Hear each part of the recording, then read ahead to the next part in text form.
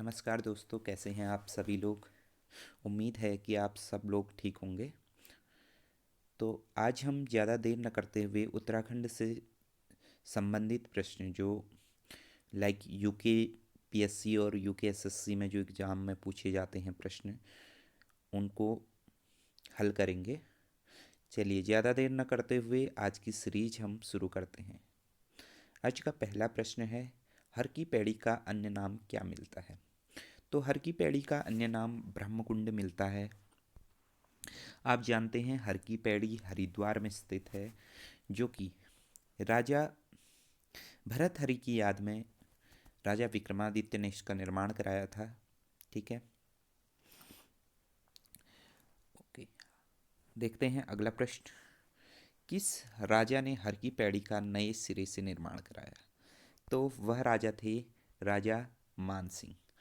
अब मान सिंह किसके सेनापति थे, आप कमेंट बॉक्स पे इसका आंसर दीजिए। ठीक है, ओके। बढ़ते हैं अगले प्रश्न की ओर। दत्तात्रेय ऋषि ने कहाँ पर एक पैर पर खड़े होकर तपस्या की थी। तो दत्तात्रेय ऋषि ने कुशावर्त घाट पे एक पैर पे खड़े होकर तपस्या की थी। अब कुशावर्त घाट कहाँ पर है, तो कुशावर्त घाट है हरिद्वार में। ठीक है, अब इस कुशावर्त घाट का निर्माण किसने करवाया था, तो इसका निर्माण कराया था अहिल्या बाई ने। ठीक है, बढ़ते हैं अगले प्रश्न की ओर। देहरादून कब गढ़वाल मंडल का हिस्सा बना। तो देहरादून 1975 में गढ़वाल मंडल का हिस्सा बना। अब थोड़ा सा यूके एसएससी या यूके पीएससी थोड़ा सा इस प्रश्न को घुमा सकता है। तो प्रश्न इस तरीके से पूछ सकता है कि देहरादून नगर निगम की स्थापना कब हुई। तो देहरादून नगर निगम की स्थापना 1998 में हुई। ठीक है, बढ़ते हैं अगले प्रश्न की ओर। महर्षि गौतम ने किस स्थान पर तपस्या की थी। तो महर्षि गौतम ने तपस्या की थी कहाँ पे, चंद्रबनी पे। ठीक है, आप कमेंट बॉक्स पे इसका आंसर दीजिए कि चंद्रबनी किस जिले में स्थित है। ठीक है, बढ़ते हैं अगले प्रश्न की ओर। लाखा मंडल किसके संगम पर स्थित है। लाखा मंडल यमुना व रिखवाड़ नदी के संगम पर है। लाखा मंडल वर्तमान स्थिति इसकी देहरादून में है। ठीक है, लाखा मंडल के बारे में एक प्रश्न और पूछा जाता है कि मूर्तियों का भंडार किसे कहा जाता है। तो मूर्तियों का भंडार लाखा मंडल को ही कहा जाता है। ठीक है, बढ़ते हैं अगले प्रश्न की ओर। विश्वनाथ मंदिर का जीर्णोद्धार 1857 में किसने कराया था। तो विश्वनाथ मंदिर का जो जीर्णोद्धार है वह सुदर्शन शाह ने करवाया था। ठीक है, अब सुदर्शन शाह किस वंश से संबंधित थे, इसका आप उत्तर कमेंट बॉक्स पे दीजिए। ठीक है,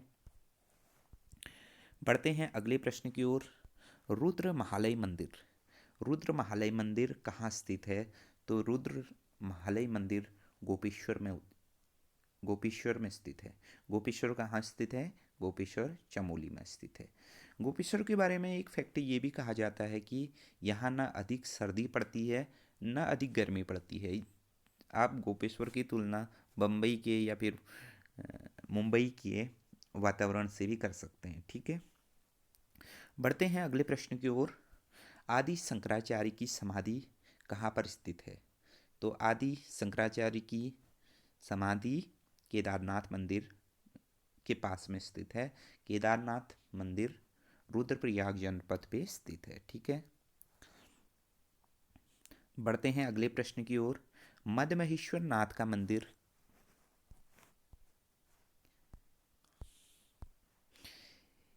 किस शैली में बना है। तो मदमहेश्वर नाथ का मंदिर पांडव शैली में बना है।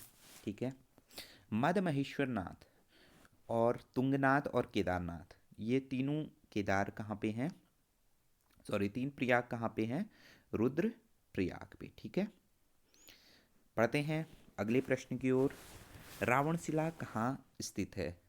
तो रावणशिला है तुंगनाथ। ठीक है, तुंगनाथ के बारे में एक फैक्ट और जान लीजिए कि तुंगनाथ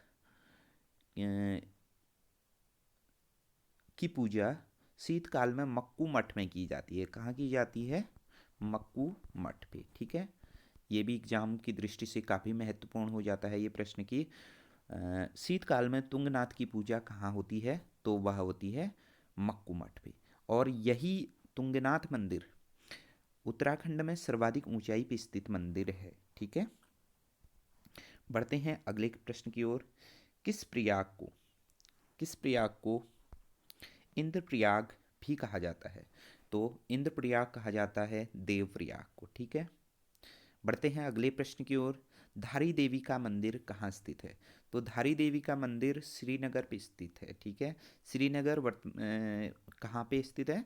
पौड़ी में। ठीक है, ओके। आज का लास्ट प्रश्न है, नाथ सिद्धू की गुफाएं कहाँ स्थित हैं? तो नाथ सिद्धू की गुफाएं कहाँ स्थित हैं?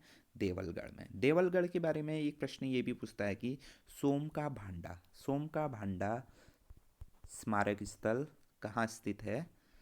तो देवलगढ़ में। ठीक है, आज के लिए इतना काफ़ी।